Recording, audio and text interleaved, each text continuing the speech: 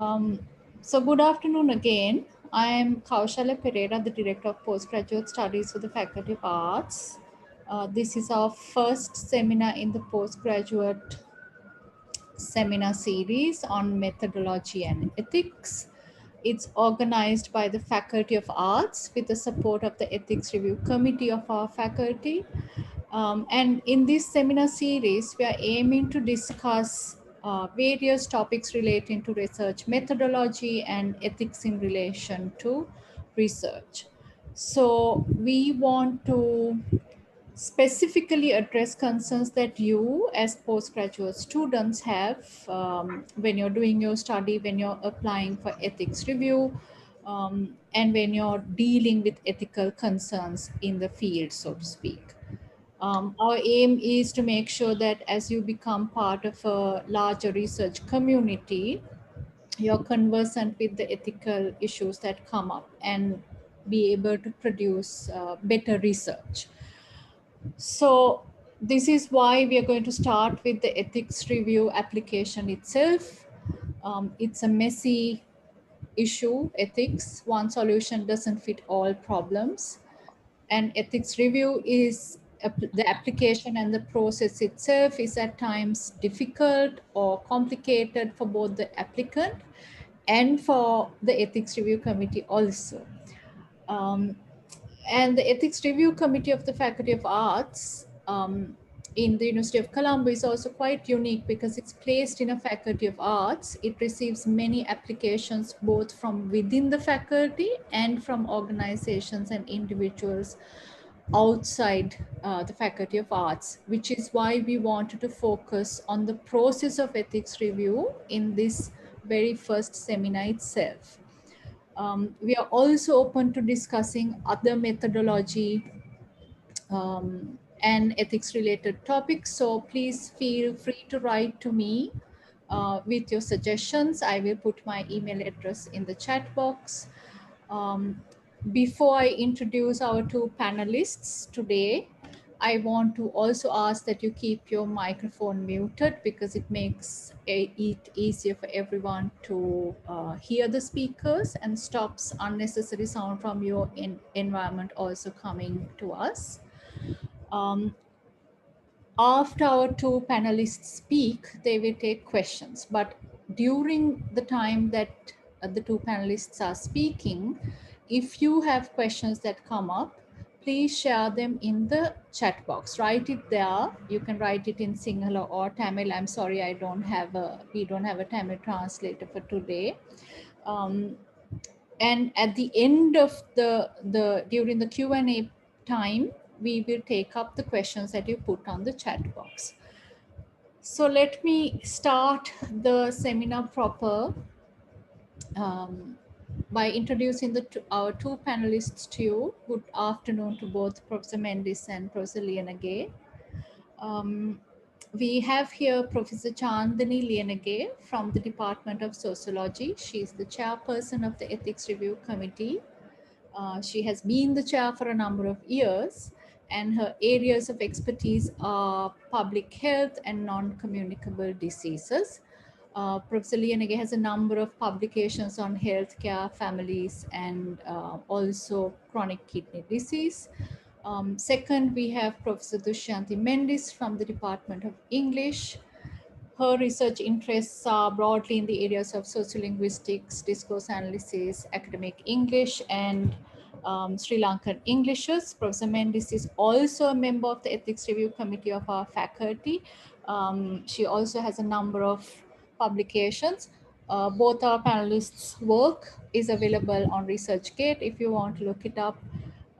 We will start by having Professor Mendis talk about the specific objectives of today's seminar. Then she will take you through the ethics review process and the application. After that, Professor Liyanage will talk more about it, focusing on the proposal and ethical concerns that come up in relation to this. We will take questions after that, but as I said before, if you have questions, please write it in the chat box. Professor Mendis, the floor is yours, so to speak. Thank you, Dr. Pereira, and a very good afternoon to all of you. who are participating in this seminar today.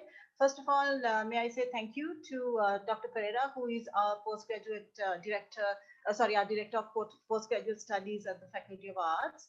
Thank you very much for inviting me to be a part of this seminar. I believe that it is a very important as well as relevant topic that we are going to be talking about today, and I'm very glad to see so many of you present on a Saturday afternoon. Thank you for giving up your time.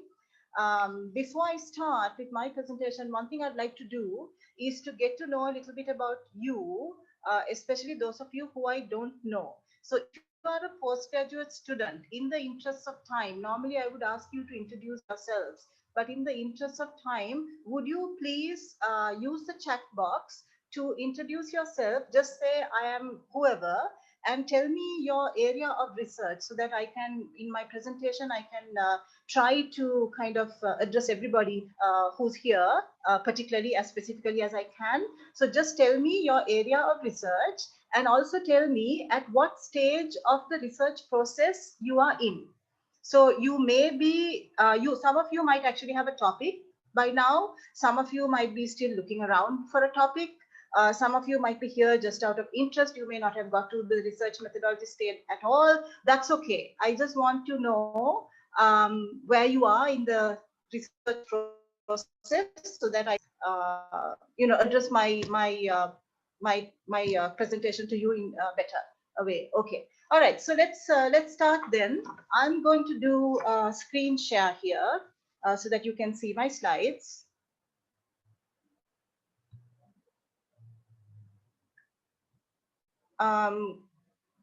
Dr. Pereira, participant screen sharing is disabled. Can you help with that, please? Yeah, let me see. It says one participant can share at a time. I am not sharing the screen.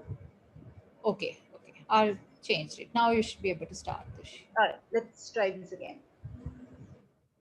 Yeah, here we go.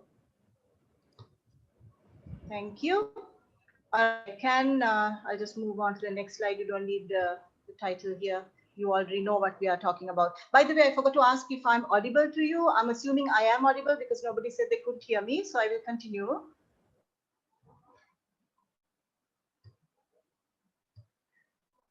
Okay, here we are. Is the font size okay for everybody? Anyone having trouble seeing the slide? I assume if nobody complains that it's okay. All right, let's see, someone saying something. Okay, all right. So it looks like you can all see the slide. All right, so here we go. Ethics and the research process. Now, what is this all about? Dr. Pereira said it's a very important subject that we are talking about today. And so I'll start with a kind of an introduction here, because it is extremely important to consider ethical issues from the very start or the very early stages of your research. That is, from the initial stages themselves of research design, particularly relating to your data and research methodology, ethics comes into play. Okay, you have to be particularly careful if you plan to interact directly with human participants or human subjects in your research. If your data is coming from human participants or human subjects, you have to be very, very, very careful that you maintain ethical protocols during your research process. Okay, why is this important? Because it is your responsibility as a researcher to ensure that you do not cause any harm, distress, anxiety, pain, or any other negative feeling, either mental or physical, to your participants.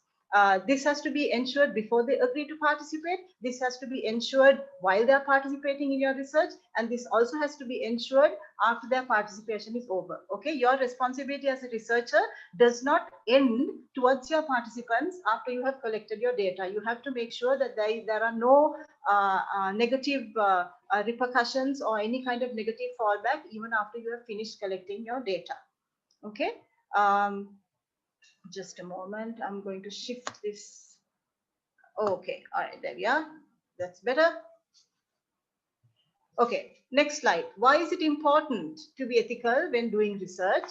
Well, the thing is, research is all about moral and social values. Okay, we don't do research, at least I hope none of you present are doing research to cause any kind of harm to humankind. I am aware that that kind of research also happens, but as I said, I'm hoping that nobody in this group of participants is planning to do that. Okay, so research cannot be divorced from moral and social values such as social responsibility, human rights, animal welfare, legal issues, fighting disease, public health and safety, etc., etc.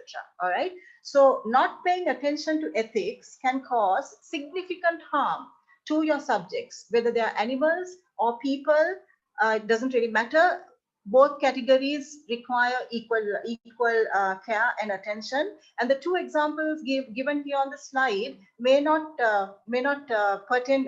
relate to you, may not be relevant to you, because again, I haven't seen what you all are doing, what kind of research you're doing. But unless we have someone here from the medical faculty or doing medical research, I don't think these two examples may relate to you, but you get the idea. A researcher who fabricates data, who falsifies data in a clinical trial, may harm or even kill patients after the trial is over. There's a lot of discussion going on right now about the COVID vaccine. Many countries are scrambling to try and come up with a vaccine to fight COVID-19. And if you read any of the news that's available, there are lots of problems with the vaccine. Some people are trying to get the vaccine out very quickly, like President Donald Trump, for example, and the doctors and the researchers are saying, no, we can't do that because the trials are going to take several years. We cannot just develop a vaccine in the lab and then put it out for people to use, because it could cause a huge amount of harm, even death. Okay. Similarly, a researcher who fails to abide by regulations pertaining to radiation or biological safety in a lab could jeopardize not only the health and safety of his participants, but also himself or herself. Okay, so it's extremely important that before you begin your research, before you embark on your research, that you think of all the possible issues and problems that may occur because of ethical lapses. That is extremely important. Okay, so to continue from there, another reason why ethics is very important is because ethical standards promote values that are essential to collaborative work, such as you see here on the slide, trust, accountability, mutual respect, fairness, etc. Okay. Maintaining these ethical standards are extremely important, and particularly so in the case of intellectual property. I have that at the bottom of this bullet point. Why is intellectual property so important? Well, because it is, if you look at what you have above on the slide, ethical norms in research, guidelines for authorship, copyright and patenting policies, data sharing policies, confidentiality rules in peer review, all of these things come together under intellectual property.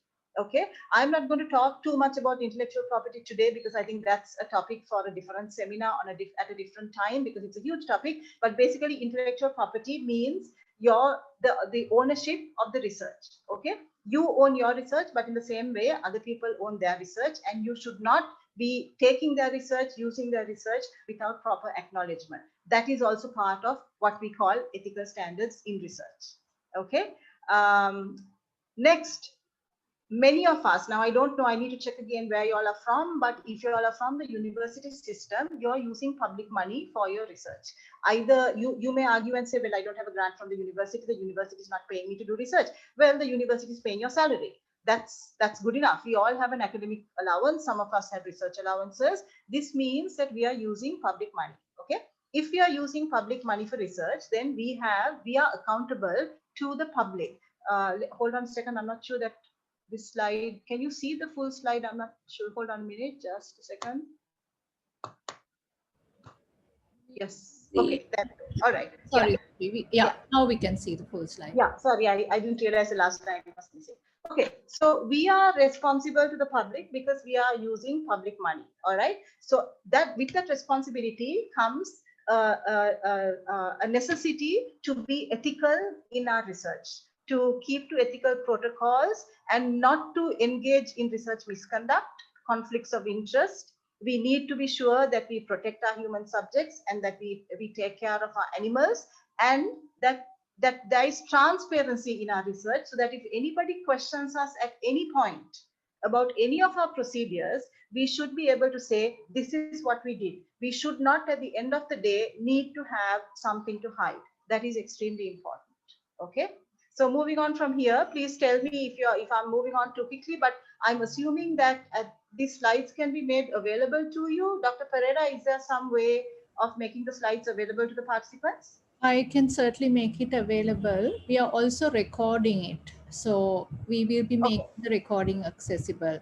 There is a Okay. request for you to be a little slower, Tushi. In speaking, go Yes. slowly. Yeah. Okay. Thank you. All right. Thanks. I'll do that. Okay.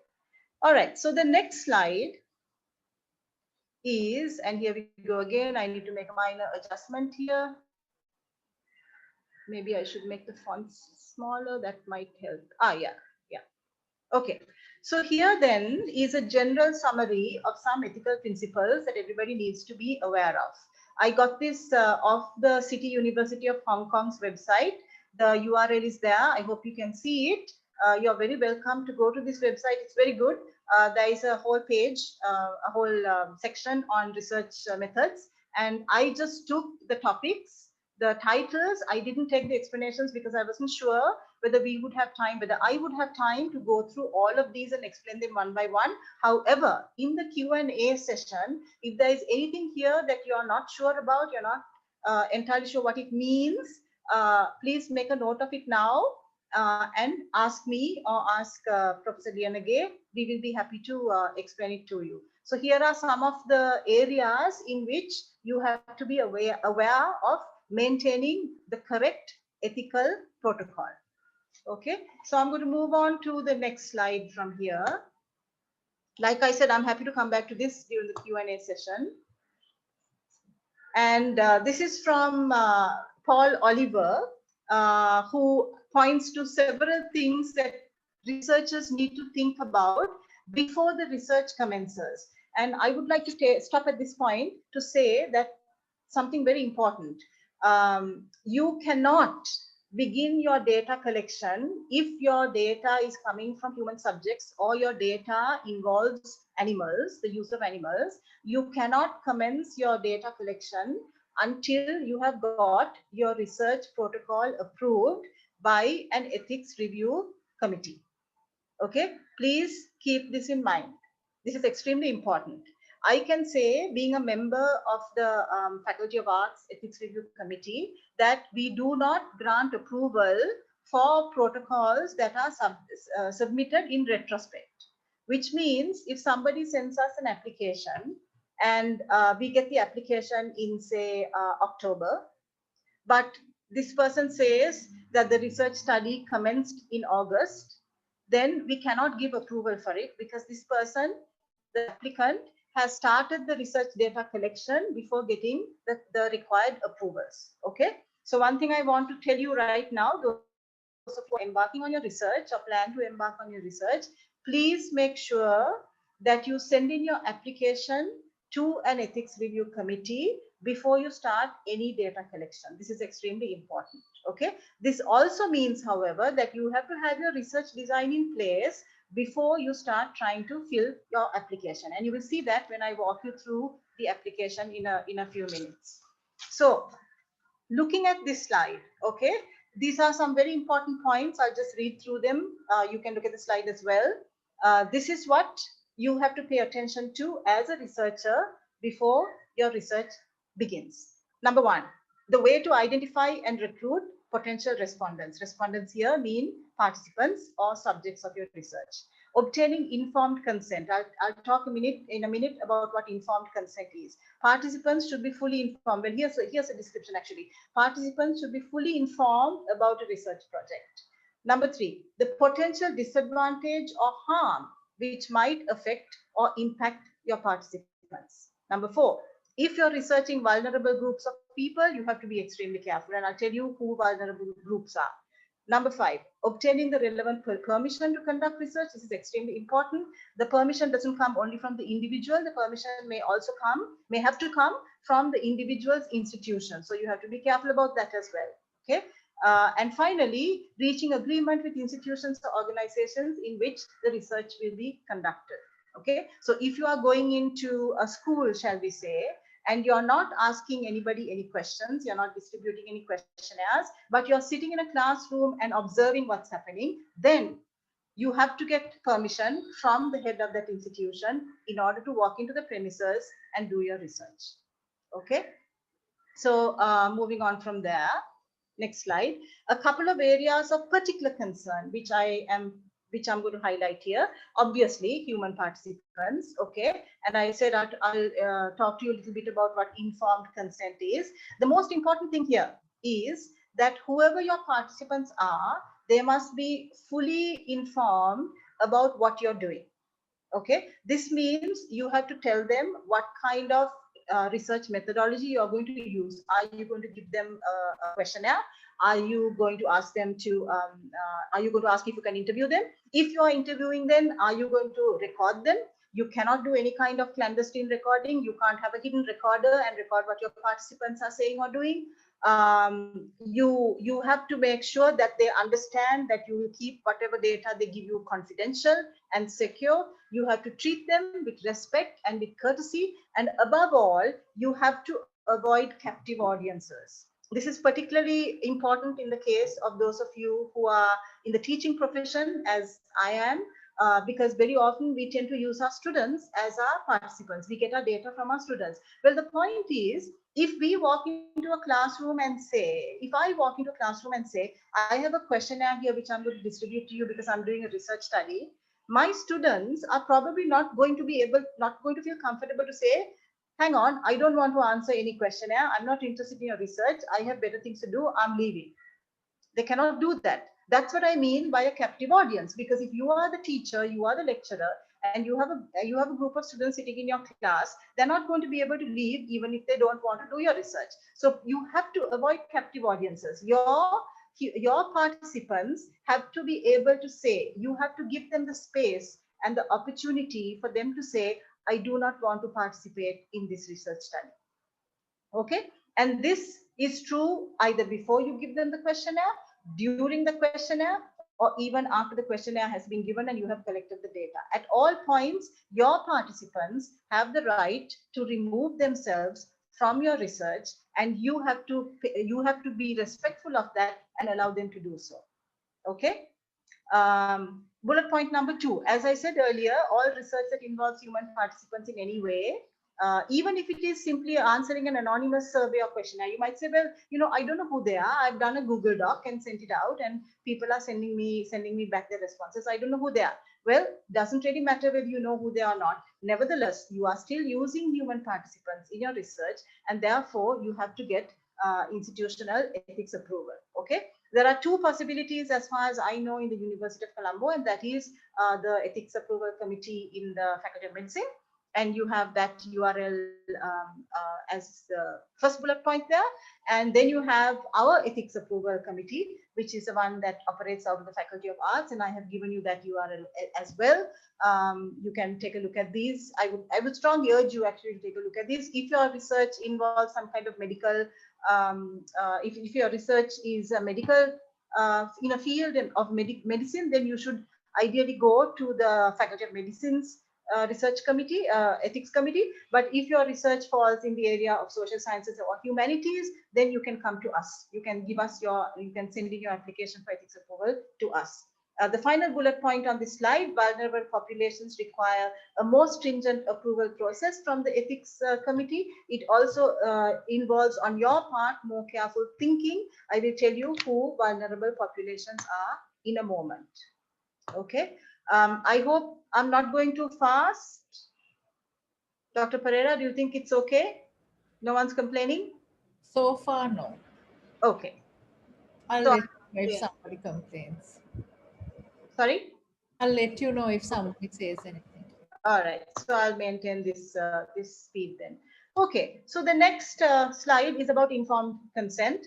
I have already told you quite a bit about this. Let me see if there's anything extra here. Yes, bullet point number 2. So bullet point number 1, as I told you earlier, the nature of your research as well as your methodology should be made very clear, and it should be easily understood by your human participants so that they can give you informed consent and not turn around later on and say, you didn't tell me that you were going to record me, you didn't tell me that you were going to do this, you didn't tell me that you were going to do something else, and therefore I'm going to sue you in a court of law.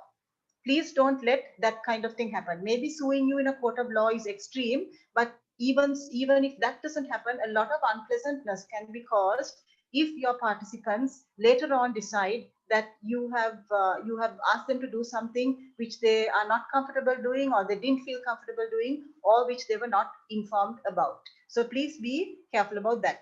Now, moving on to vulnerable populations.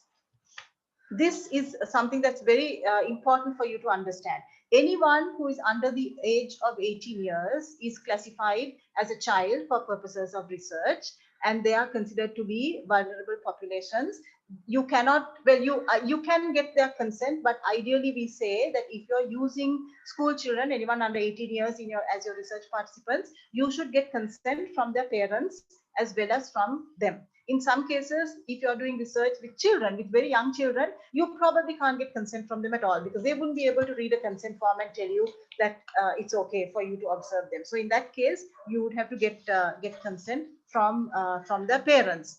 There are also other vulnerable populations, like, say, for example, elderly people, ill people, people who cannot read or write, also persons involved in illegal or stigmatized professions or activities, such as sex workers, such as prisoners, such as drug addicts. These are all people who we classify, who we consider to be vulnerable populations. You have to also be careful of certain women in certain categories. So, for example, if you're researching domestic abuse, then an abused woman is definitely in the category of a vulnerable person, and you have to be extremely careful when you are working with these people. Hopefully your supervisor will advise you on how to work with such populations, and definitely the ethics review committee will also advise you if they feel that your ethics protocol is not quite in place if you're working with these types of populations. As I said before, when dealing with an institution, the CEO or the dean or the vice chancellor's consent or the principal's consent may be required. So please be aware of that as well. Don't make the mistake of getting consent from the participants only and then finding out that their boss didn't know that they were talking about a particular institution, and creates a problem for you. Okay. Confidential communications obviously have to be protected by you, the researcher, in order to maintain the trust of your participants. Okay, methodology. This is something that you have to be very cognizant of, very careful of, pay a lot of attention to, hopefully in consultation with your supervisor if you are a postgraduate student. And why? Because you have a responsibility not only to your subjects and your informants, but also to your peers, that is to other researchers and the community at large. Okay, nobody does research in isolation. We are all part of a group, of an academic group, of a research group, and also we are affiliated to institutions. I'm not sure if any of us have the luxury of being individuals who can do research on our own as private individuals. So most of the time we are affiliated to a public institution, maybe a private institution. We do have, as I said earlier, a responsibility by this institution, and therefore we have to be ethical in our practices, or we have to employ ethical practices in research. So one thing that's a big no-no is you cannot do clandestine recordings. You cannot record somebody without getting their consent. You cannot have your phone on in your pocket or under the table or hidden somewhere and make a recording. That is completely unethical, and it can get you into a lot of legal trouble as well. Okay. Next, treat your informants with respect. Obviously, I've already said this before, and as I also said before, they must be allowed to withdraw from the project, that is from whatever you're doing in terms of data collection at any time for any reason. Okay, so if somebody says, I'm not happy, I don't want to do this anymore, I want to leave, you cannot then try to argue with them and insist that they stay. Okay, that is not ethical. You have to be respectful of their desire to leave and tell them it's okay and let them go. Okay. The next point, when you're presenting your data, and this is a little bit out of what we are talking about, but anyway, it's also part of ethics in research. When you're presenting your data, obviously you have to be objective. You have to maintain scientific objectivity as much as possible. You may have ideas about the population. You may have your own ideas about the population that you're interviewing. You may have ideas about transgender persons, for example, but that should not come into your research. When you're publishing your research, when you're writing about your research, you have to maintain scientific objectivity. Allowing your subjective bias to enter into your data presentation, writing up your research, presenting your data would be unethical. So please remember that. And of course, this doesn't even need to be said, but unfortunately, this also happens. Do not make false claims and do not knowingly hide or conceal data. Sometimes it's very tempting. We collect data and we find that there is some data which completely throws our hypothesis out of the window. What do we feel like doing? Well, if I don't talk about it, then it's okay. I'll just ignore that one outlier, which is a huge problem. Well, you can't do that. Okay. Knowingly hiding or concealing data is not ethical. And of course, do not make false claims. That is not ethical at all. Okay, moving on from there, now we get to the actual application, which is what I was asked to talk about, focus on, applying to the ERC SSH for ethics approval or clearance. Okay, the ERC SSH is the Ethics Review Committee for Social Sciences and Humanities, which meets once a month at the Faculty of Arts at the University of Colombo. Okay, any ethics review committee, and so does ours, can make any one of the following 3 decisions after reviewing a research proposal for ethics clearance. You can get an approval of the project, of your project and proposal as it stands. So no revisions, everything is fine. The ethics review committee has no problems with how you propose to do your research. So you get an approval right off. The second possibility is you would get an acceptance of your project or proposal, however, subject to specified alterations, revisions, or amendments, which means that the committee finds that there are certain things that need to be made clear, perhaps certain things that you might have forgotten to address, maybe, or certain things which are downright not possible. Okay, so if your proposal falls into the second category, the second bullet point, what it means is that it's going to take more time for you to get that approval that you need in order to start collecting your data, right? So the ideal situation then is to try and make yourself fall into the first category, which is approval of the project and proposal as it stands. And that's what hopefully we are going to try and help you to do. Now, if you fall into the third category, well, then that is an extremely sad and sorry situation, and I'm afraid the committee will not be able to do anything much about it. I hope Professor Liyanage will correct me in her present when she speaks. We can't do anything. I mean, if it is an outright rejection, it's a rejection. We could suggest to you how you could amend your proposal, and if you are willing to revise, alter, and send us your amended proposal, we'll look at it again. But if not, that would be the end of that particular research study. Okay, so that's why I'm saying that it's extremely important that you don't fall into the last category. All right, so that's the end of my introduction to the application process. So please, if you have any questions now, I can stop the screen sharing and I can check the chat and see whether you have any questions. Is that okay, Dr. Pereira, giving a few minutes for questions before I move on to the application form itself? Is that okay? Yeah, that's fine, Dush.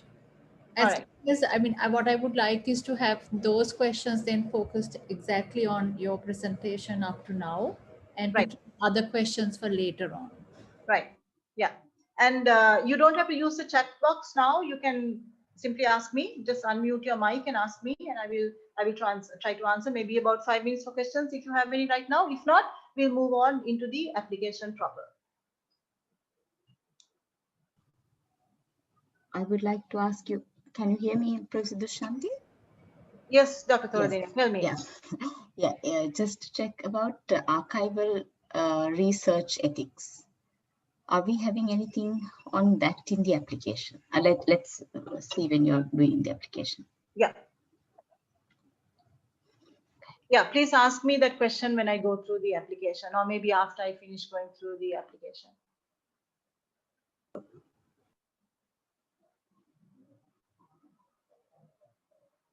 So while I'm waiting to see if anyone has any questions, I'm just kind of running through the chat box. Demography, English, demography. Okay. All right, more than one person in demography, all right. Okay. Okay, there's somebody in health seeking behavior, all right, looking at health seeking behavior, okay. All right. Okay, so if you don't have any questions, shall we move on to taking a look at the application form? Shall we do that in the interest of time? Okay, so what I'm going to do is I'm going to try and pull up the, okay, before I do that, has anybody, those of you who are here and are planning to do research, have you decided on which ethics review committee you're going to be submitting your research application, your ethics approval application to? Or have you not got to that point yet?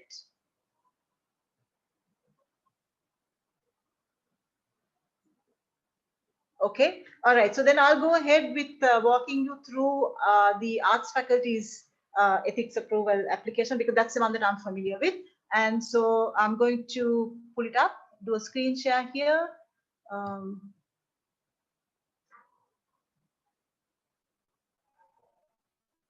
Okay, let me know if you can see it. Can everyone see it? Has it shown up on the screen? It does. Okay. You can probably make it a little wider, Dushi. Oops, that's too much. Oh, yeah. Is that okay?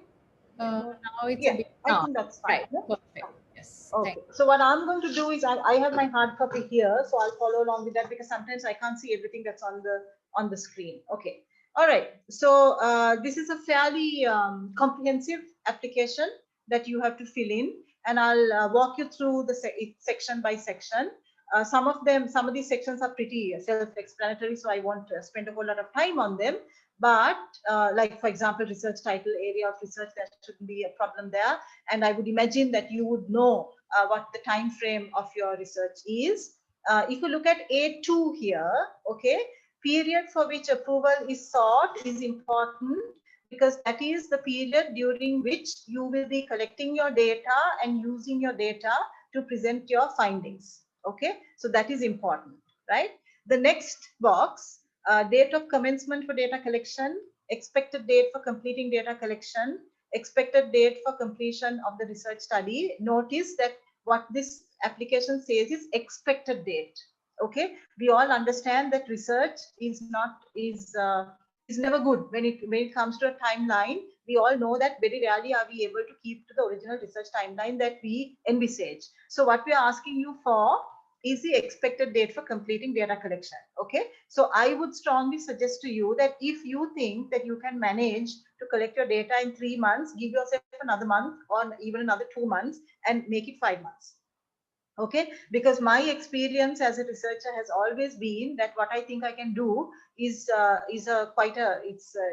I underestimate myself. I overestimate myself, and I underestimate the time that it takes to collect data. Okay, and this is a place where please do not send in an application, a backdated application. So please do not send in an application in September which says that your date of commencement for data collection was June that year. Okay, that would be an automatic rejection. Okay, right. Now the next section is to do with the investigators or the researchers. You have to give your institutional affiliation if you are affiliated to an institution. Then the principal researcher is most likely going to be yourself. Okay, you would be the person doing the research. However, in some cases, we do get application forms where there are co-researchers, because 2 people are working on a research project or 3 people are working on a research project together, in which case, if that is your situation, then you will have to fill in B2 as well. Otherwise, you simply fill in only B1. Okay, name, department, email, phone. Moving on from there, here's B3, as I said before, an important section, researching with vulnerable groups. Now, this is where you have to identify whether your population, your subject population, your participants are a socially vulnerable group. Okay, if you are not sure, I hope you will talk to your supervisor and figure out whether you are working with a vulnerable group or not. All right. There are some examples given here. If you look at the asterisks, children, women, people with disabilities, people with psychosocial issues, sexually marginalized populations, etc. Okay. All right.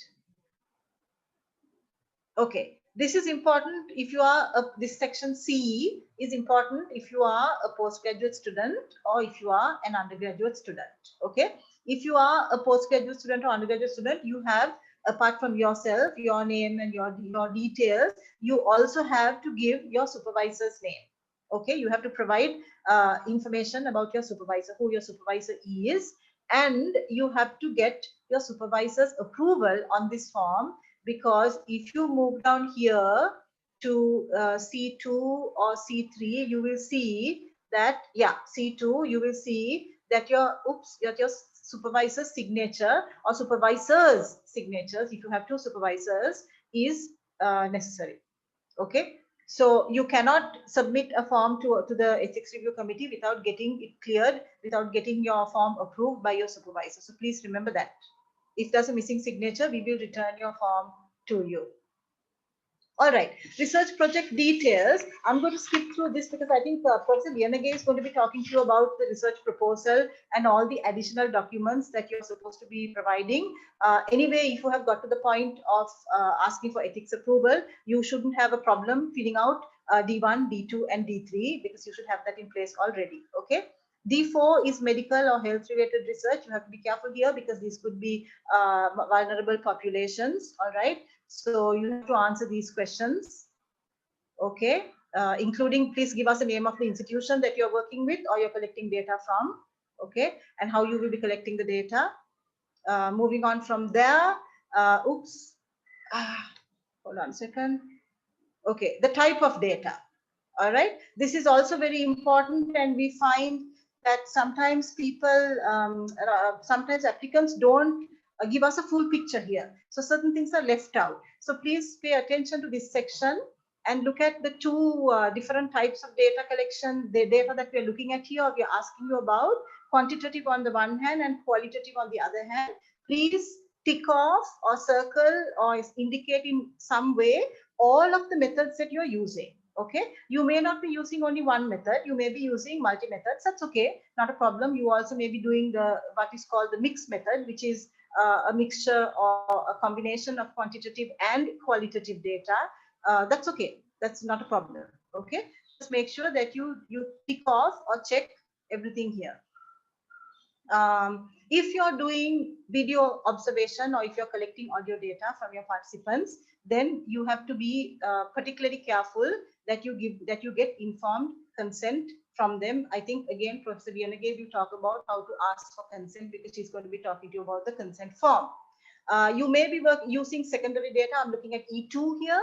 You may be using secondary data sources. If you are, please indicate that. And this may be where I think Dr. Thoradenia, your question comes in, because if it's archival data, you know, from a library or some kind of other source, I guess this is where you would indicate that you're looking at that kind of data as well. Okay. If you're collecting speech data, either through an interview, or if you're doing classroom observation and you're looking at somebody teaching, somebody answering the teacher, then you would have to do transcription. Okay. And that's another important area for you to be aware of and pay attention to, because we would want to know, the ethics review committee would want to know who is transcribing the data.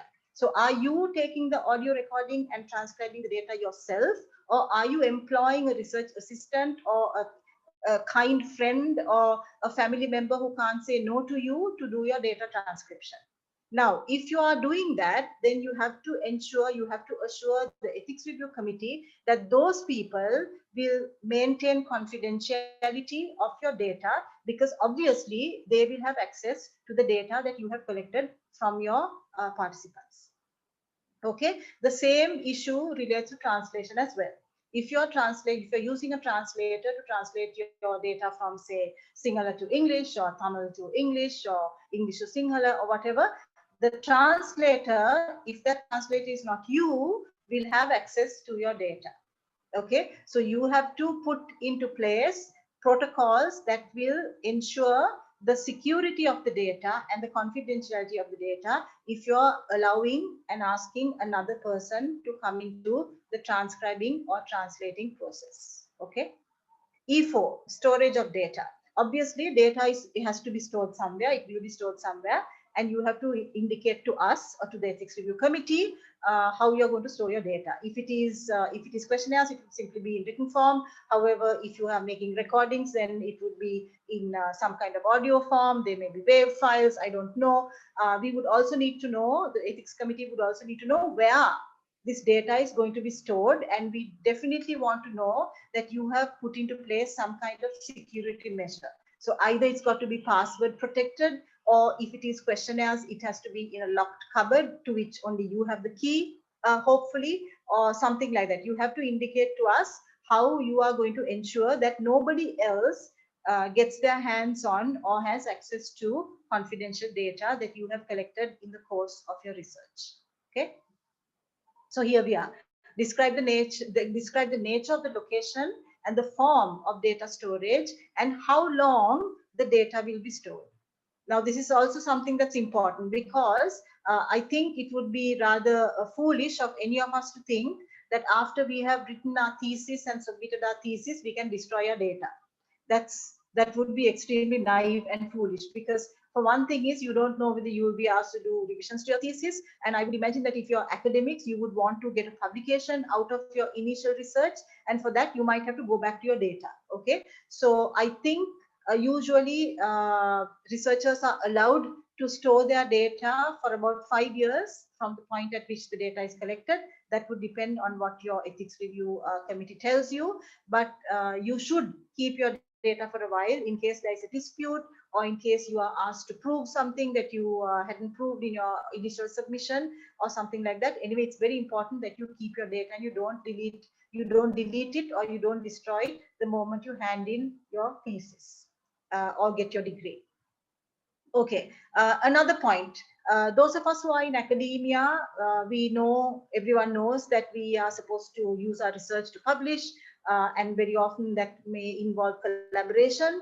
So this next question here, does the researcher intend to let other researchers use the data in future research, is to do with whether you are going to allow somebody else access to your data. Okay, and if so, has consent been obtained from the participants? Because here's the thing, you do up a consent form for the participants, and you say only I will be looking at your data, and only I will be using your data for research purposes. But after that, 2 years down the line or 3 years down the line, you share your database with your department or with somebody in another department or whatever, and then the participants' data goes to somebody else. Okay, that is not ethical. So if you think you are going to do collaborative work, you have to let your participants know ahead of time and give them the chance of saying, I'm okay with this, or give them the chance of saying, no, I'm not okay with it. Okay. Right. I've already talked about this. What are the measures taken? Professor Mendis, can I ask a question about it? Yes. Yeah. Can you go back up a little bit? Can you keep your question? Yes. Yeah, I will. Yeah, about sharing data here, Dushti. Now, say for example, it's a collaborative research that we are trying to do, and the data sets. Data is collected from Sri Lanka, and we have collaborators in researchers in the UK and Australia, right? So then they will be using our data to write, to write articles. Yeah. So then this form says, the consent letter the consent letter that we give to the participants have to be we have to mention that the data will be shared with the other collaborators. Is that what we have to do? Okay, I'm going to let Professor Liyanage answer that question, because she's going to be talking about the documentation that has to be provided. And this is the exactly type of question that she will be addressing, I think. But you're quite right, Darshi. That's exactly what I was talking about, collaborative research. Okay, so hold on to that question and we'll ask Professor Liyanage to answer that. All right. All right. Okay. Okay.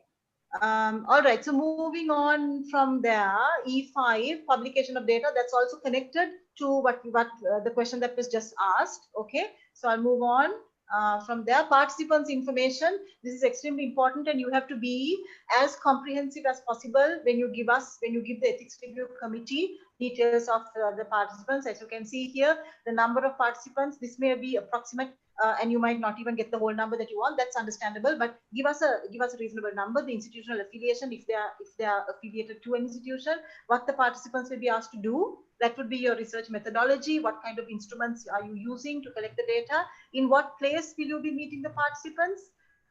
In their workplace, maybe in your workplace if everybody's working there at the same time, maybe in some other neutral place, we don't know, but you have to give us that information. Have you obtained institutional consent for meeting the participants? This is very important. We might even ask you to provide us with written evidence of that, instead of simply saying yes. The ethics review committee might say, well, can you please give us a letter signed by the CEO or the dean of the faculty or the vice chancellor of the university, saying that they have given you, or the principal of the school, saying that they've given you permission to interview their workforce. Okay. All right.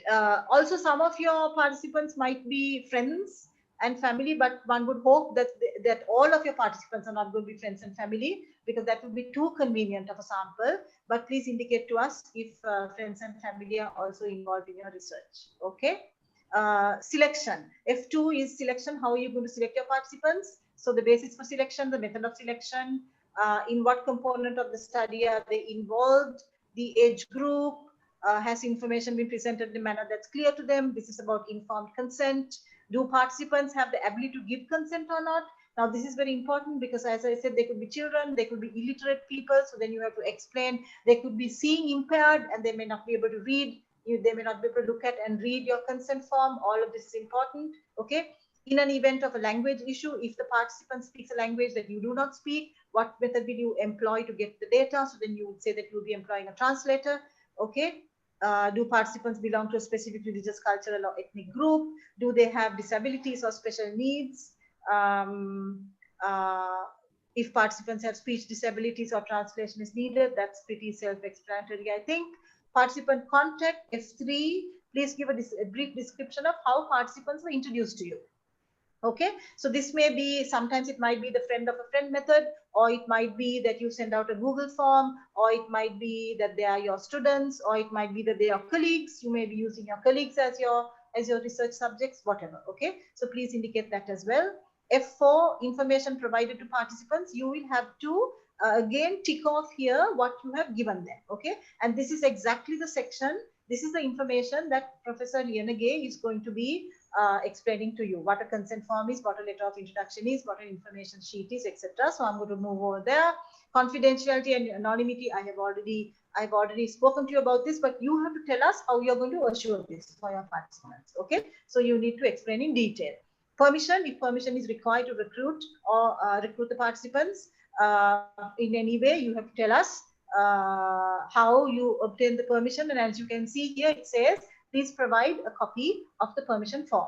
Okay, questionnaires. You will have to submit a copy of your questionnaire. Again, I'll leave that to Professor Liyanage.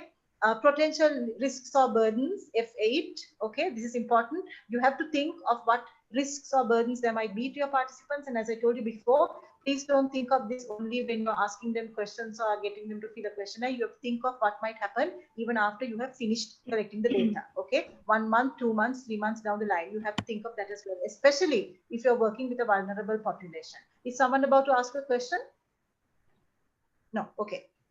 Right. So if you have recognized that there could possibly be risks and burdens, then you have to explain to us, to the committee, how you will respond to these possible risks or burdens. Okay. Rewarding participants and institutions, this is not a must. It's up to you whether you want to give them a reward or not. Okay, funding information doesn't apply to everybody, but if you have got funding from an agency or an institution, you have to tell us, you have to provide that information. And then signatures, the principal researcher's signature. Please don't give us, give the committee a form without signatures. If you have co-investigators, however many you have, please give those signatures as well. Date your form, and then you are done. Okay, so that's the end of the form. It seems like it's a lot, but actually it's not that much. And if you have got your research design in place, as I told you before, you won't have a problem in filling out the form. Okay, let me see if I had any notes here. I don't think so. So that's about what I had to say. I'll stop the screen share. And what happens now, Dr. Ferreira? Do I wait for questions, or do we let Professor Liyanage go? I think so. I'm just going to say, let's have Professor Liyanage speak. Okay. And because we are running a little tight with regard to time, but I'm also going to ask everyone else to either park the questions in the chat box or to hold on patiently to your question till Professor Liyanage has finished speaking, and then we can take all the questions together. Professor Liyanage, now it's your turn. Okay, thank you very much, Dr. Kaushalya Pereira, for organizing this kind of awareness program for the postgraduate students. As you said, you are going to organize series of seminars on research methodology and ethics. So the first seminar focused on this ethics aspect. Professor Mendis, I think, have given a very comprehensive picture about overview how to get into ethics application in a right manner. So let me talk a bit about how to submit an ethically sound application to ethics review.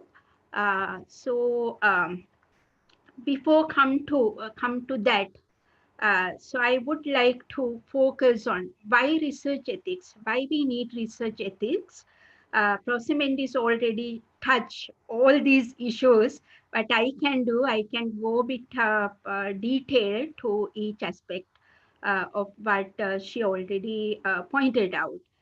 So why we need research ethics? Research ethics provides guidelines for the responsible conduct of research. So that is the main point. So that will actually provide a guideline for us to conduct a responsible kind of research. And when conducting research on human subjects, particularly, it is necessary to minimize harm or risk and maximize the benefits out of it.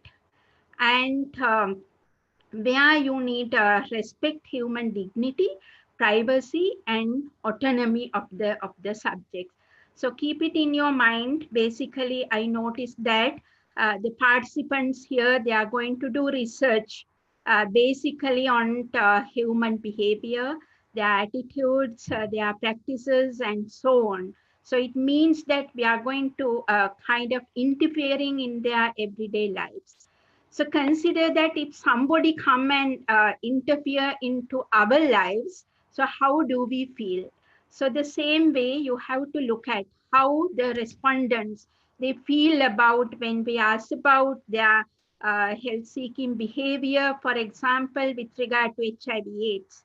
So that is very much stigma related, and a lot of things maybe the respondents want to keep secret from even family members. So we are going to inquire all these issues in everyday life of respondents. So how we maintain the dignity, the privacy, the autonomy of the particular respondent. So it is very important.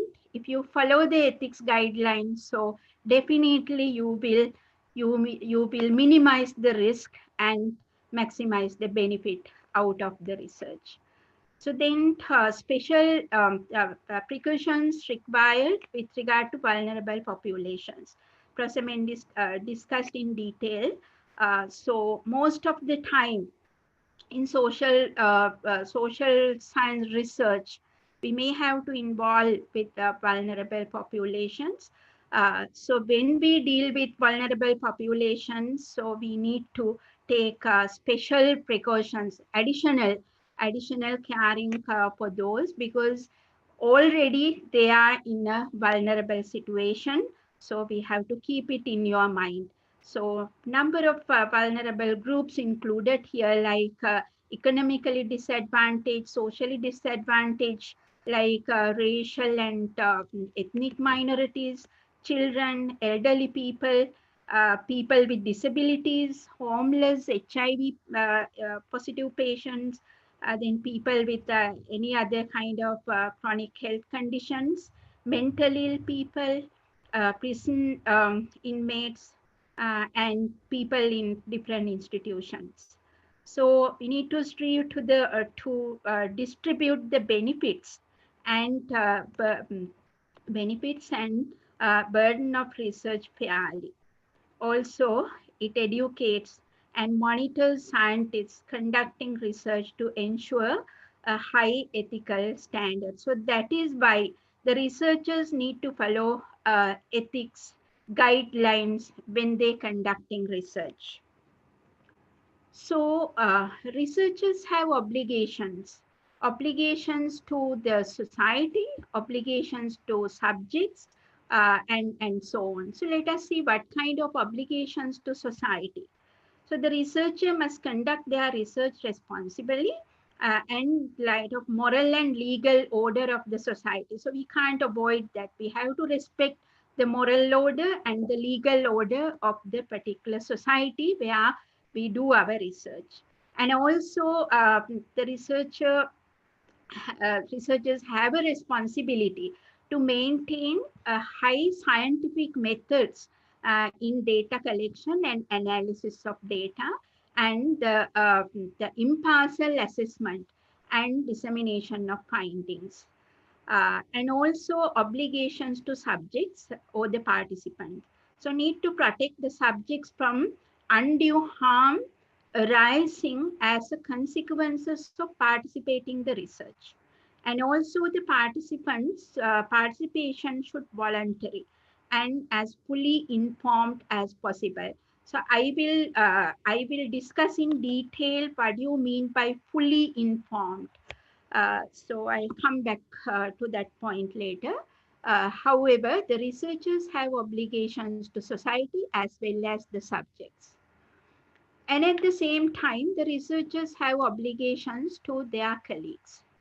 So personally, I'm a researcher as Chandani. So uh, it is not like that if I present myself as a sociologist. So if I do harm, so that will negatively impact on entire sociologists in the country or maybe in the world. So I have a responsibility to maintain standards and appropriate behavior that is important for the professional community.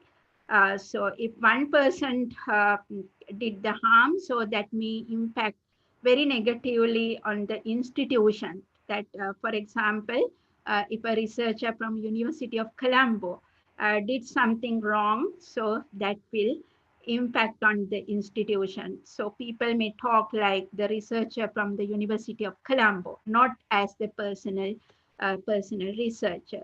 So same thing like the postgraduate students also.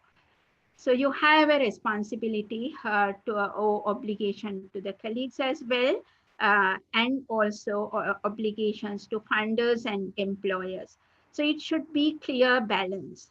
Nowadays, we can see that some organizations, they prefer to provide necessary financial assistance, expecting a kind of particular outcome from the researcher.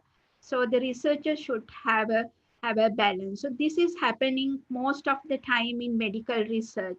So some pharmaceutical industries, if they want to promote particular kind of technology, particular kind of medication, so they provide funds for the researchers, and later on they expect some kind of favorable outcome from the researchers. So you have to be very careful when you apply for funds.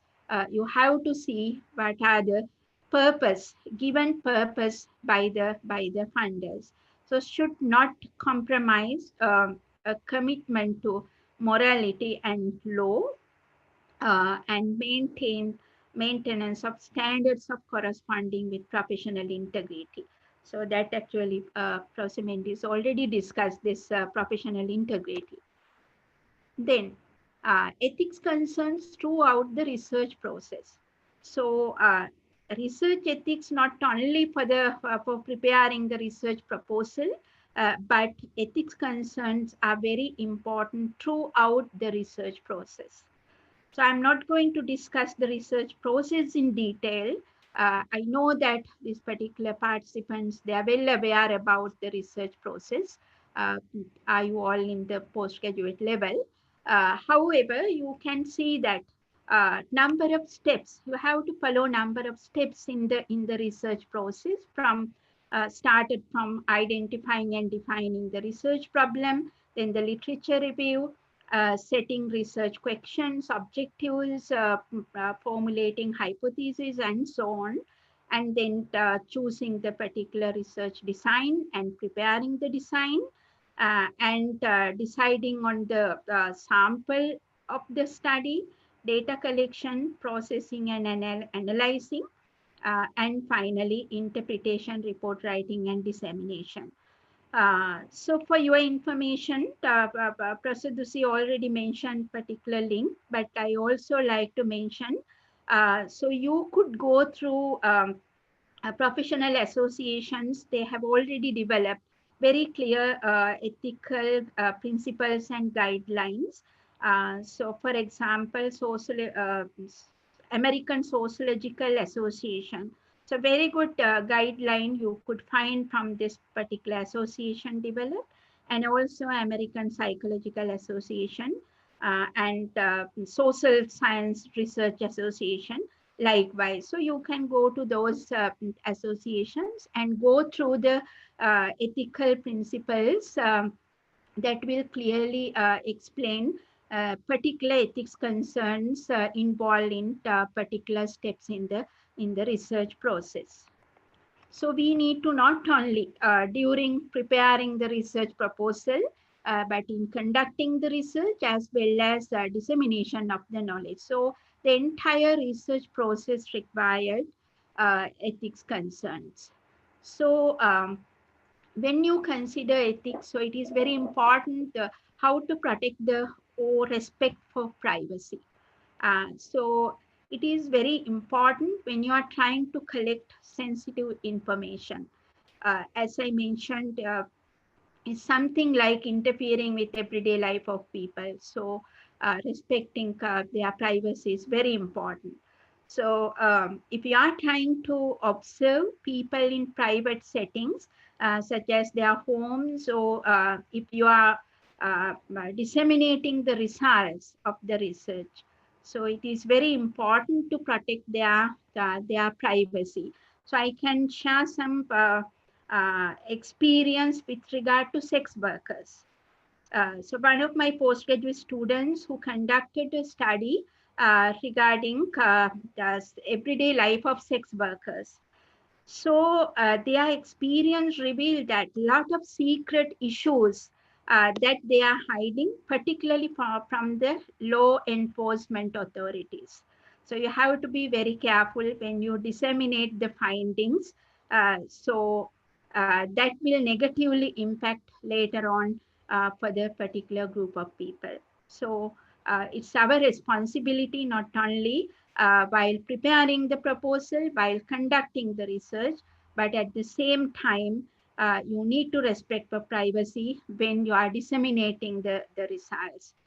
So you can't uh, and anonymity may be there, you never declared their names and so on, but see sex workers as a group, so that they are labeled as a group, so then you have to protect their privacy, not only as individual but also as a group, sex workers. So While people's informed consent may allow you to access to private information and private setting, it is an ethical responsibility to ensure that this information is never used in any way other than originally intended. Always ask permission to tape record photographs and take notes. So I can see in many forums, even academic forums. The presenters, they are very interested to show the photographs and all without giving sufficient concern about whether the particular people they may happy to use those photographs in public space or not. You need to get permission if you are going to use photographs and even tape recorders and all these things. Then the maintained rapport with the communities and individuals throughout the research process is important. Anonymity. So this is also very important. Right to privacy are often protected by anonymity and confidentiality.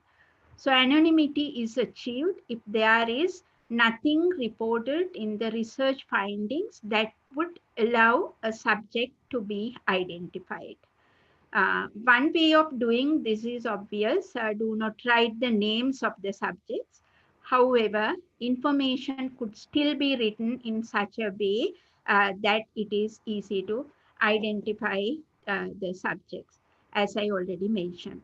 So even if the name is not used, so it is the researcher's responsibility to ensure that the identity of the subjects cannot be detected. Then the confidentiality, that refers to the trust placed in the researcher to use the information responsibly.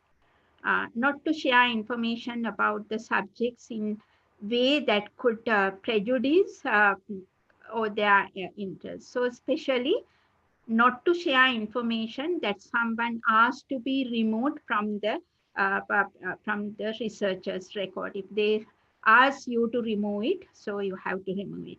So both anonymity and confidentiality deal with the real threat posed by giving information for one purpose, if there is any chance that it might be used for another purpose that could be harmful to the subjects. So without anonymity and confidentiality, for example, tobacco farmers might never agree to take part in a study of the role of the tobacco industry in promoting tobacco farming for fear of consequence of saying anything critical. So special care should be taken when children or minors are research subjects. Then pair participant selection is very important. The recruitment protocol should be ensure pair participant selection. Stigmatized and vulnerable groups such as those who are socially disadvantaged or those who have limited autonomy are not targeted for risky research. Need to consider the characteristics of the population from where the research participants will be drawn. So need to focus on gender, age, literacy, culture, economic status, and so on. Then in your selection criteria, so very clearly you have to mention the inclusion criteria and the exclusion criteria. Also, participants should be selected purely based on scientific principles and not included or excluded due to convenience. So we can see most of the time the researchers, they focus on the particular participants due to their convenience. So we can go for convenient sample if other methods will not work. Otherwise, always you should not go for the convenience sample for selecting the participants for the research. Then while writing the research proposal, it is very important for you to do a kind of assessment, risk benefit. So any research may involve some risk and at the same time benefits. Maybe finding a vaccine or particular medicine or other kind of research. So which may have a kind of risk and also the benefits. So need to kind of analysis should be there to see the risk benefit ratio, the risk to research subjects and the benefits. So then you need to explain steps taken to minimize the risk. If risk is there, so then what are the mechanisms you will use to minimize the risk? For example, um, if you are going to do a research with attempted suicide individuals. So definitely a lot of stress there, stigma there, so many things there, but still maybe important to know that why they were tempted. So maybe the research important. So then you have to explain what are the steps you will be taken in order to minimize the risk. Maybe you can provide psychological counseling and other kind of supports to minimize the risk. Then the steps taken to enhance the benefits and justification on the potential benefits against the risk. And also support provided to research participants, as I mentioned, maybe medical, maybe psychological, and so on, depending on the situation. Okay, so then let me talk a little bit about the ethics review process. Prof Mendis very clearly went through the application with regard to our ethics review committee, that is specific committee for social sciences and humanities. So in order to get ethics clearance, so you have to be clear what are the documents required with the application. Also, when you need to submit the application, as Professor Mendis pointed out, you have to submit the application prior to commencement of the study. Otherwise, it is useless. So if you submit your application prior to commencement of the study, yes, the ethics review committee could help you if there are any shortcomings. So we could uh, help to develop that kind of address issues. So any ethics review committee in the world, retrospective permission cannot be granted. Then what are the documents to be submitted to ERC? The application form. So you notice that in the application form, the committee attempt to get particular information about the researcher, about the research objectives, the methodology, and so on. So other than that, the committee required detailed research proposal. So that proposal or research protocol. Sometimes the detailed research proposal it may carry 50 pages or more than that, with very detailed kind of literature review and all. For the ethics review purpose, we don't need that lengthy research proposal, but you can submit a protocol that you can reduce the literature review part. You can capture the very important findings that you can highlight in the protocol, but other component uh, in the proposal need to incorporate into protocol, like your research problem, then the objectives, the methodology, and so on. So you can submit either proposal, either protocol, depending on your convenience. Then the information sheet and the consent form. So Professor Mendis repeatedly mentioned this informed consent. Let me come with some examples to discuss that. Both information sheet and the consent form, we need the relevant translations as well. So sometimes we get only the English information sheet and consent form, but the ethics review committee need to go through the consent form with relevant languages, because the committee concerned about the terms what you are going to use in the particular language. So we need maybe Sinhala, Tamil, and English, all three medium, or if there are only Sinhala speaking community, so you can mention it and you can submit only English and Sinhala medium consent forms. Then the questionnaires, interview guidelines. You may plan different techniques in your research.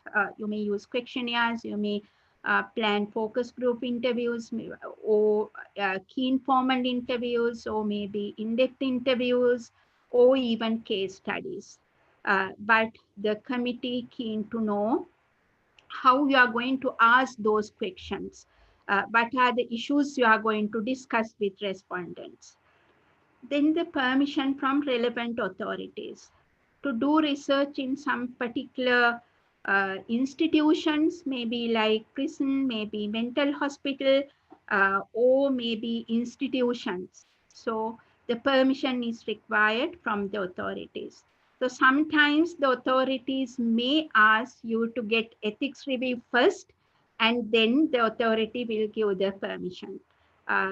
But the ethics review committee may ask you to submit the permission from the relevant authority. So in that case, you can mention that you are going to apply for the permission, but they require ethics clearance. So then after obtaining the ethics clearance, you can submit the permission letter to ethics review committee back. Then the agreement form signed by research assistants, translated if transcribers if necessary. It means that as the researcher, you may protect the anonymity, confidentiality, privacy, all these things, but some of the informations may be leaked from your research assistants, or maybe the person who translate for you, or the person who transcribe the information. So there are a number of examples it happens. So some confidential informations actually leak from research assistants sometimes. So you have to make sure that it will never happen. So in advance, you can ask them to sign a particular agreement form saying that they are also committed to protect all these ethics concerns related to particular research. Then the information regarding the who give you the funds, and also other documents, and information about the researcher or the research team, particularly brief CV of the research team can be submitted to ethics review committees.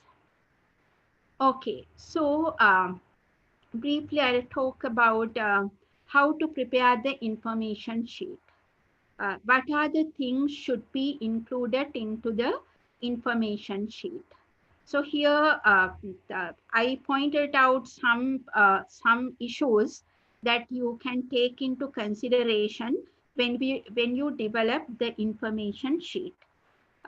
You can start with the introduction of yourself, like if I am going to do this, so I would start saying like that I'm Chandani Liyanage. I'm attached to Department of Sociology, University of Colombo, and I would like to invite you to take part in this research and so on. Then the purpose of the study. So you have to very clearly mention that what is the purpose of this particular research, in a very simple language.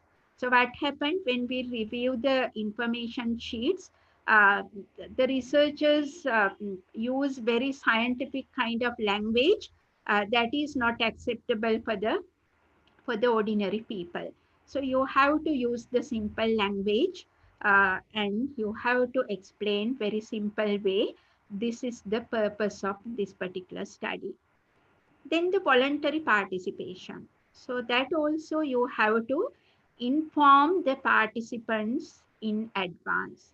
So for example, here I noted like your participation in this study is voluntary. So you are free to not to participate at all or to withdraw from the study at any time.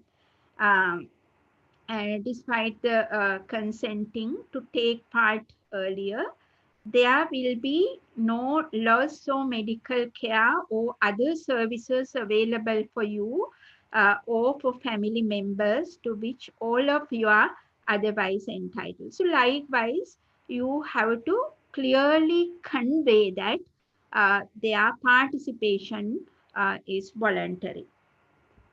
Then you have to mention the duration, the procedure of research study, the participants' responsibilities. So you have to inform them like it will take 1 hour to fill the questionnaire, or it will take 1 hour to finish the discussion. So this is the way I will ask questions. So feel free to answer. And you can mention that in between, if you have any question, you can ask from me. And likewise, so what is the procedure you are going to adopt? So all these informations you need to provide for the participants. Then the potential benefits. So you have to clearly explain uh, what would be the benefits for this, and then the risk, hazards, and discomfort. So while participating, so you can explain like here there are no expected risk or hazard to you in participating in this study, except that you will have to spend about an hour to answer. So if there are some risks, so you can explain. Then the reimbursement. So that also you need to clearly inform. You would not be paid money or not provided any form of rewards for participation in this study, but you can explain that uh, the importance of your participation. Then the confidentiality. So you have to mention how you are going to maintain the confidentiality, and then the termination of study participation, then clarification. So if you have any question about this study or any information, please feel free to contact uh, uh, so you can give the phone number, so you can give the contact details, but very accurate information. So sometimes we found that the number is given only 9 digit, so it will not work. So sometimes you ask them to call anytime, but mention only the office phone numbers. So you have to be very careful. When you give this kind of contact details, this should work properly. Then informed consent. This is very important in research, particularly in our context. So ethical considerations require that no harm to be done to subject, and that participants are well informed and consent to the research. In seeking this, you should not just ask people to give their consent to participate. So I have number of examples to share with you. Due to time constraint, let me share one example. Um, Once I came to know that when I involved in the research in the chronic kidney disease, one particular patient mentioned that she was asked to come to hospital to get piece of her kidneys. It's a biopsy research. So the patient was asked to come to get piece of her kidneys. So that is why they mentioned Vakugaduwan Kerala Kapagan in 2 years back for research purpose, but still I do not know what has happened. But I sign it. So just signing is not sufficient enough for the informed consent. So they have to understand the entire process, what will happen, and so on. So people also need to understand fully why they are participating the research, what will happen to the data that they contribute, and whether there are any negative and positive consequences for their participants. So I think this is what maybe Dr. Thora Denia asked.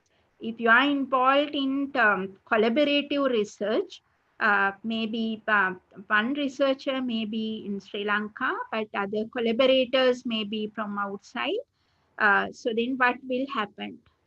So clear agreement is required before start the research. So collaboration means, so if there are class of interest, so you have to sort it out first. Then the transparency should be there.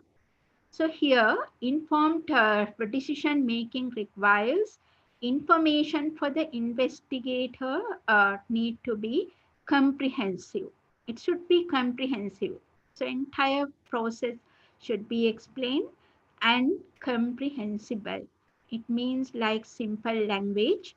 It looks like you have to write the information sheet, something that could understand for a person who have formal education up to grade 8, right?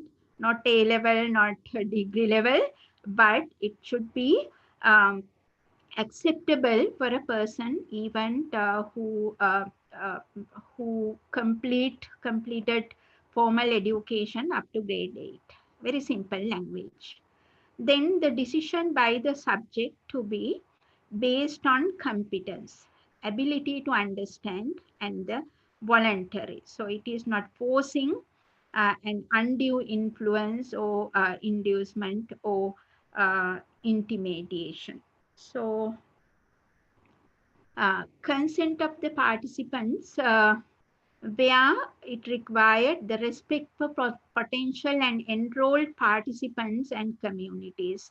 So you have to develop the procedure, how you are going to get the consent from the particular community. For certain research, you may need to get the consent from the relevant community.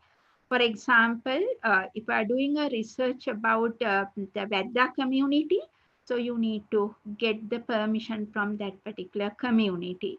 Or to do a research in a village, you may have to get the consent from the Gramaniladari or the divisional secretary likewise. So all the procedures should be clearly explained. And here consent form example. So you could see that it carried two parts. The part A to be filled by the participants. So after giving the information, clear information about the research, so you can get the consent. This is what the informed consent. So the participant have to fill this. So certain questions you can prepare in advance. Have you read the information sheet? Please keep a copy of yourself. So answer may be yes or no. Have you had an opportunity to discuss this study and ask any questions? Yes or no. Have you had satisfactory answers to all your questions? Have you received enough information about the study? Who explained the study to you, and so on. So do you understand that you are free to withdraw from the study at any time, and information held by the investigators relating to your participation. So likewise, it should be in appropriate language. If the respondents only Sinhala speaking person or only Tamil speaking person, it should be in relevant language.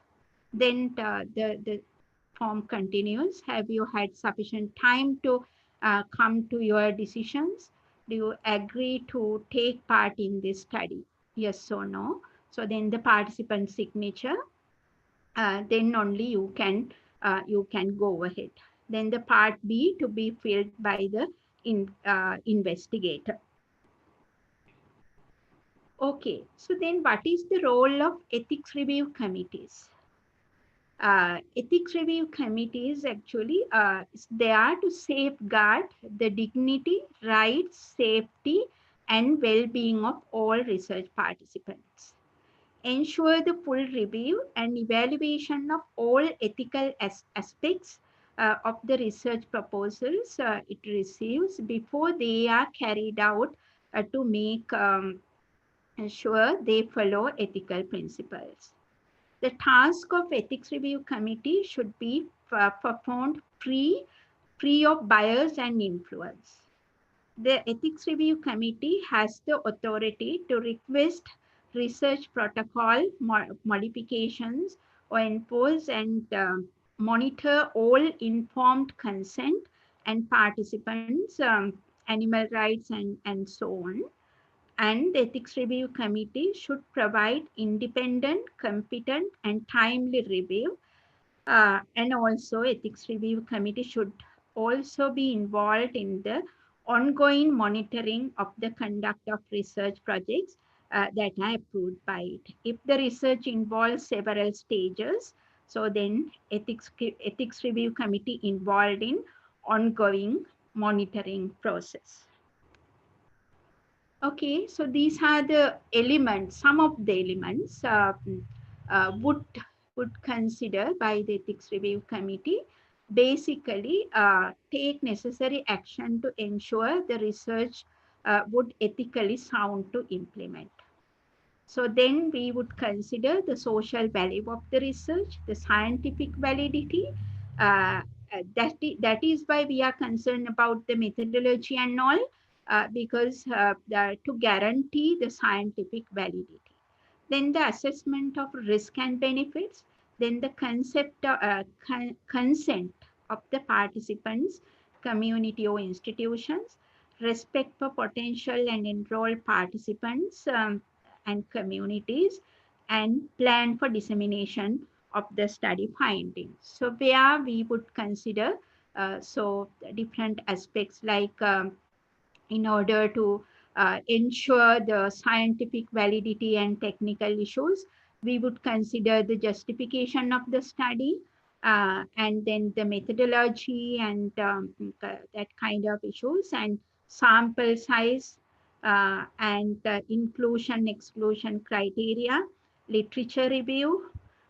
Literature review also important because sometimes if you are going to do a study without literature review, finally you may come across that you have already repeated similar kind of research. So it would not happen. Then the ethical, specific ethical issues where collaboration. The collaboration, what kind of collaboration? A lot of ethical issues related with collaboration. Then the social value, so risk and benefit. So we are very concerned with the fair subject selection and respect for people, provision of care, conflict of interest, and all these. Then the information sheet and the consent form, and so on. So as Professor Mendis already pointed out, outcome may be approved as it is or may be rejected. That is the worst case. Sometimes minor revisions and then the conditional approval. So we are concerned to give the conditions. What are the conditions that required further clarifications or amendments. Thank you. Thank you, Professor Liyanage. Professor Liyanage and Professor Mendis both gave us a very compressed but comprehensive overview of the ethical considerations during research, but also specifically with regard to the application process and what we have to provide, etc. We are 15 minutes beyond time, but I'm thankful for everyone who's still here. It's an important session, so I didn't want to cut anyone short. But we do have, I see that there is a dynamic chat conversation happening, but please do ask us any questions if you want to, if you have any questions that the panelists have not answered. I do see one question on archival research, and Professor Mendis has answered that, saying that only need you don't need ethics clearance for using archival data, but only need written permission from whoever owns the archive to access that data. Um, are there any other questions? Professor Mendis says she's happy to stay here till 5 p.m. if there are questions. I know Dr. Thoradiniya asked a question on collaborative research. I'm sure either one of the panelists would be happy to answer that if you want to raise it again. Because Yes. Can I? Yeah. My question was like, say in a collaborative research, the other partners are also in the collaborative agreement itself. They say it says no, that they have to have access for the data collected.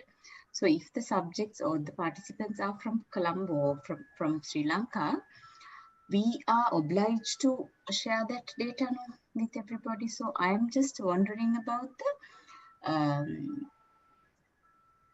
what is it, IP, the intellectual property component, that because whatever the data collected, there has to be it is the property of that particular research team, right? So then we are obliged to share with all the collaborators. Am I right? Yeah, Yes. you can Yes, share. right. There is no, okay, there is no, it doesn't clash with, and also in the consent form, maybe we will have to mention to the participant that that these are the research collaborators who are like collaborating in this research project, no? Because they are not going to the field, no, we are going to the field here. Yeah, you need to Is it a inform. Actually, all the information should be given to participants who are the participants, collaborators, right, and right. their information Yeah. as well. Okay. Otherwise, yeah, all right. Thank you. Yeah. Dashi, if I may jump in here. Yes. Dr. Thoradenia, it's important, I think, to have all this information in place, because if your collaborators who are out of Sri Lanka want to publish using this data, now Yes. you find that many journals ask you for proofs of ethics clearance. Yes, that right? is right. So they would have to furnish that. Probably you would be a co-author as well, but their names are also on the publication, I would imagine. So it's extremely important that that ethics clearance is got for them as well. So your application, if you are applying here in Sri Lanka, your application has to cover their presence and their co-sharing of your data. Right. Yeah, got it. Yeah, thank you.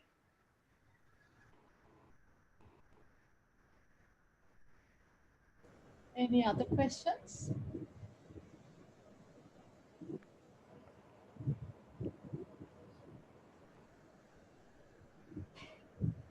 Since we did have one question on archival research, could we maybe take 1 minute or 2 minutes to talk about or list some examples of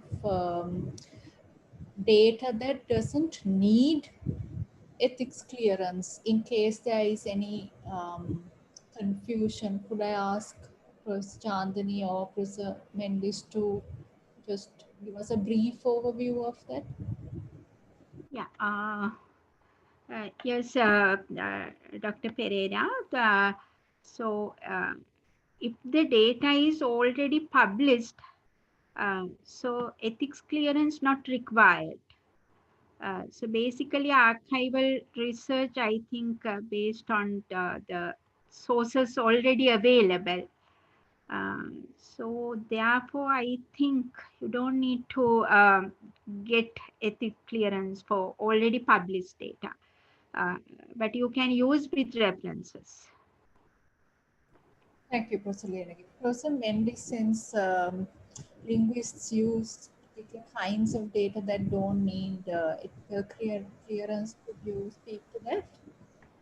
Well, I could think of one type of data, and that is data that's available in the public domain, what we call the public domain. So, for example, something like YouTube, for example, which is available to anybody who has a computer or a phone and can access YouTube. But there again, I think there's a fine line. We have to be careful about whether we should ask for permission, because now there's a group of people called YouTubers. Isn't there, who have their own channels. So I don't know, I really I'm ignorant here. I don't know whether you would have to contact the owner of a channel and ask if you can use a video that they have posted or a clip of themselves or something like that. But generally speaking, data that's in the public domain does not require ethics clearance from an ethics review committee, as far as I know. I would ask Professor Liyanage and you yourself, Dr. Pereira, am I correct here? Yeah, you are correct, Dr. Mendis. Thank you. Yes, definitely. And also in terms of available data already, corpora, right? You want to talk about that, maybe, Professor Mendis? Sorry, I couldn't. Could you repeat that again? I said, could you also then maybe talk about corpora? Okay, corpora. Well, yes. Again, as Professor Liyanage said, if the corpus, a corpus being a collection of texts or even a collection of videos, a collection of data, speech or writing data, if the corpus has already been compiled, as Professor Liyanage said, then you are using data for which presumably somebody else has got the permission already. Okay, so then all you need to do is to cite the corpus. Every corpus has some kind of a citation. You just cite the corpus, most often with the names of the people who compiled the corpus, and that's it. And you say you're using the data. However, if you are compiling your own corpus, if you are putting together, shall we say, a collection of your students' essays, or shall we say, what else? Well, that's the first thing that came to mind. Then you have to go through ethics clearance, because even if the students gave you the essays to grade, they are not your property. It's the property of the students. So you have to get ethics clearance to use that data, and you also have to get permission from the students. You probably also have to get permission from the institution in which these students are working and you're working, in order to use it for your research. So you have to be careful about that if you're making your own corpus. Thank you. Are there any other questions? I don't see any in the chat. I noticed, if I may jump in here, I noticed that there are quite a few people who are doing research in the area of demography. And there, I think, again, they would have to make a decision as to whether they need to get ethics clearance or not, because demographers, I know, demography, the science itself, there's such a lot of data that's published already. Census data, for example, and I don't think you need to get permission for that. But again, if you are collecting your own data, then certainly you would have to get ethics clearance for that.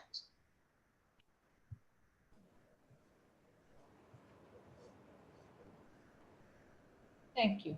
I don't see any questions here. So unless there are other questions, I'm going to close the session. Maybe I wait 1 minute in case somebody thinks of a question quickly.